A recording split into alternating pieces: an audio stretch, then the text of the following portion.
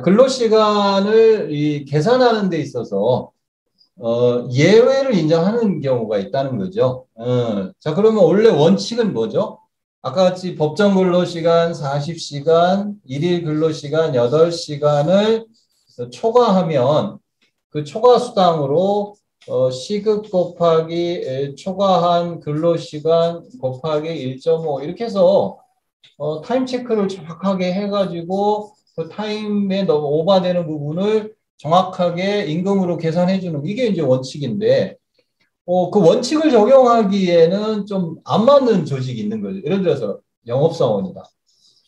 그럼 영업사원은 출근해가지고 10시에 그 대리점 관리를 위해서 사업장을 벗어나요. 그러면 사업장 밖으로 나가 있는 사람을 타임 체크를 할 수 없는데 그 사람도 연장 근로를 했다고 주장할 수 있는 거죠. 예, 그래서 여기 보면은 사업장의 밖에서 근로하는 경우에 노사가 서로 근로시간 합의를 하는 거죠. 이걸 이제 간주 근로시간 제도라고 하는데 자, 영업사원이 밖에서 일하는 걸 보니까 주로 한 달에 한 25시간 정도는 오버타임을 하는 것 같더라. 그러면 근로시간을 타임 체크식으로 생산직 근로자를 계산해 주는 게 아니라 연봉 계약 같은 거 할 때 포괄임금 계약을 하는 거죠. 당신한테 3,600, 월 300을 주는데 300만 원의 기본급하고 직책수당하고 월 25시간의 고정 OT. 그래서 이 포괄임금제를 정부가 이렇게 제한하려고 했던 거는 이런 영업사원들이라든가 R&D 조직이나 관리 조직이나 이런 데에 포괄임금제를 하지 말라는 의미는 아니었고요. 생산직 같이 타임 체크가 명확한 그런 조직에서 이렇게 그냥 고정 OT 25시간 이렇게 하는 포괄임금제는 좀 적절치 않다고 본 거죠. 그러나 이런 사업장 밖으로 나가거나 이 인풋과 아웃풋이 비례하지 않는 그런 직무를 가진 데서 이런 근로시간을 계산하는 데 있어서 이런 예외 규정을 두지 않으면 이게 사실은 서로 노사 갈등이 생길 수가 있는 거죠. 그래서 이런 간주 그러면 이제 간주 근로시간제가 가능하려면 우선 노사 간에 그 통상 필요한 시간을 합의를 해야 되는 거죠. 그래서 영업 조직의 뭐 영업본부장하고 영업 쪽을 근로자 대표하고 이렇게 해서 우리가 뭐 한 달 근무해서 영업사원들 보니까 대략 한 25시간 정도는 연장 근로 한다.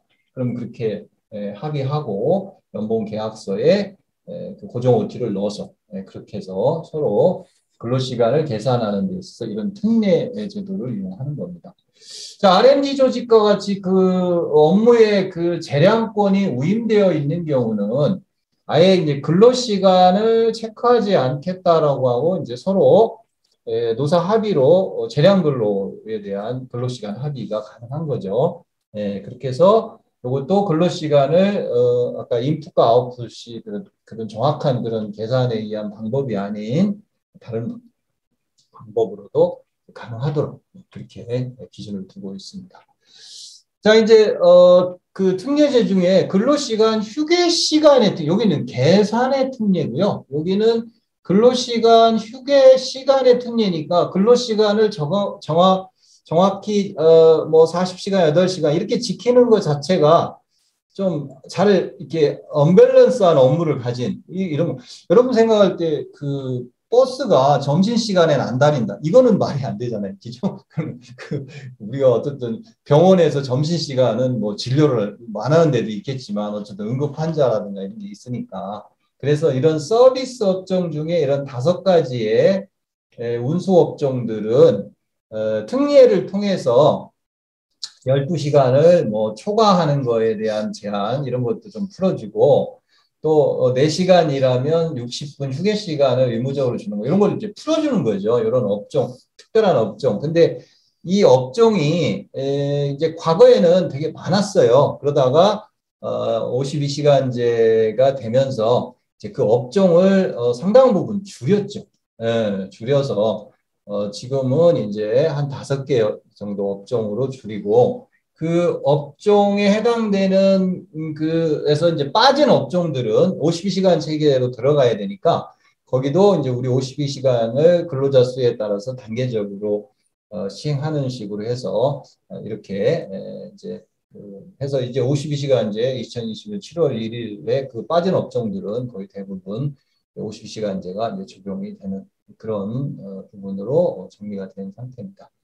자, 그래서 이 근로시간과 휴게시간의 특례에서 이 빠진 업종들이 이제 남아있는 게 5개 업종이고 또 그 남아있는 업종들 적용받는 이 업종들도 이제 단서 조항이 하나 더 붙었죠. 우리가 옛날에 그 버스 기사분들은 16시간 일하고 하루 쉬고 16시간 일하고 하루 쉬고 이렇게 일을 했어요.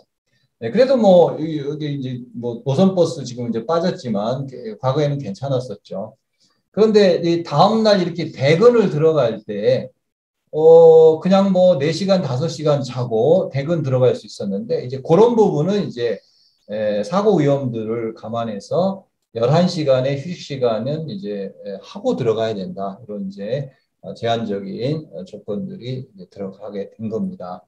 그래서 요 근로시간과 휴게시간의 특례라고 하는 거는 이제 이렇게 5개 업종으로만 정해져 있다. 이렇게 보시면 될 것 같습니다. 자, 그래서 아까 그 간주근로시간제를 좀 더 구체적으로 보면 주로 이제 사업장 밖에서 이게 타임 체크가 좀 어렵다라고 하는 것을 이렇게 표현한 거죠. 그래서 주로 이게 이제 재택근무도 여기에 이제 해당된다고 봐요. 그래서 간주근로시간제를 확대하면 그래서 근로시간 산정 자체가 좀 어렵다. 그래서 그런 경우에 취업규칙이나 노사의 서면 합의로 이런 걸 정하는 거죠. 소정근로시간, 통상 필요한 시간. 그래서 그걸 근거로 해서 포괄연봉 계약을 통해서 고정 OT로 시간의 수당의 지급에 가능해서 우리가 근로계약을 할 수 있도록 하는 것. 이런 것들이 얼마든지 좀 가능한데 이런 이제 절차적인 거 특히 여기서 이야기하는 이런 절차 노사가 서면으로 그 필요한 시간에 대한 합의가 있어야 된다라고 하는 거죠. 그래서 이거는 이제 이런 절차적인 정당성 부분들 이런 거를 좀 이제 좀 지켜야 될 필요가 있다고 보여집니다. R&D 조직 같은 경우는 이제 우리 재량 근로시간제 노사 합의를 하면 이건 이제 별도로 이제 근로시간을 체크하지 않고 뭐 총 근로시간을 이제 월 총 근로시간을 정하는 거죠. 정해놓고 서로 합의하에 자유롭게 일할 수 있게끔 해주는 이런 거를 의미합니다. 그런데 그런 재량 근로에 합의를 해놓고 이제 행정해석에 의하면 노사가 이제 연구소에 있는 분들하고 재량 근로 합의를 해놨어요. 그래놓고는 여기서 가장 중요한 근로시간 체크를 하지 말았어야 되는데 그렇게 해놓고 출퇴근 시간을 통제했다면 이거는 재량 근로라고 볼 수 없다는 거죠. 그러니까 우리가 재량 근로라고 하는 것은 재량껏 일하라고 서로 합의하는 부분인데 그렇게 서면 합의서는 형식적으로 해놓고 실질적으로는 이제 출퇴근을 다 이렇게 체크하는 식으로 그렇게 한다는 것은 그건 뭐 사실적으로는 인정되기가 좀 어렵다. 자, 그러면 아까 이제 근로시간 특례에 의해서 근로시간 휴게시간 특례를 봤고요. 이제 그 범위를 좀 더 확장이 돼가지고 이제는 근로시간 적용 제외네요, 제외. 그렇죠? 여기는 이제 특례인데 여기는 이제 제외.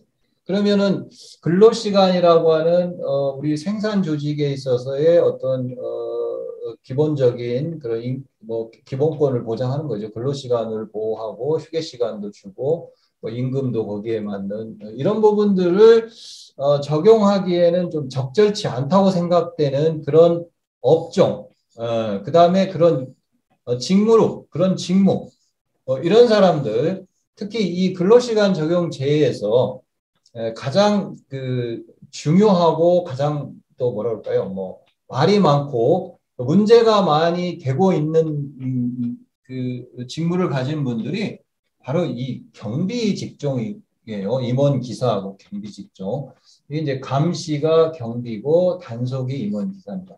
자, 이런 분들은 이게 감시냐 아니면 단속의 직무냐 이게 사실은 모호할 경우가 많거든요. 그래서 이 노동부에 그 승인이라고 하는 절차를 두고 있어요. 어, 그래서 이분이 실질적인 경비원 맞는 거냐 아니면 이분이 정말 임원기사 맞냐. 그래서 실사를 좀 합니다. 요즘에는 이 감단 승인 신청을 하면.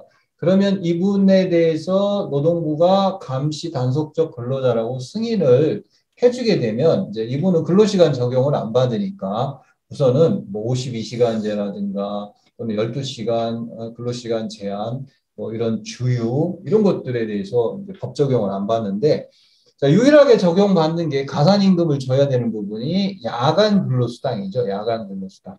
그렇죠. 경비원이 밤 10시에서 새벽 6시 사이에 근무했다면 그때는 50%의 임금에 가산임금을 주도록 우리 돼 있잖아요. 그래서 뭐 연장 근로수당, 휴일 근로수당 이런 것들을 가산해서 줄 필요는 없지만 야간 근로에 해당되는 것은 줘야 되고요. 또 연차라든가 뭐 퇴직금이라든가 뭐 이런 것들은 뭐 당연히 적용이 되겠죠. 예, 그래서 연차제도, 휴가제도 이런 부분들은 뭐 경비나 뭐 임원 기사라고 해서 뭐 예외 적용을 받는 것들은 없다. 자, 이렇게 보시면 될 것 같습니다. 그래서 이제 근로시간에 있어서 이런 적용 제외라고 하는 기준을 인정받으려면 이거는 이제 승인 조건을 두고 있다라고 하는 거예요.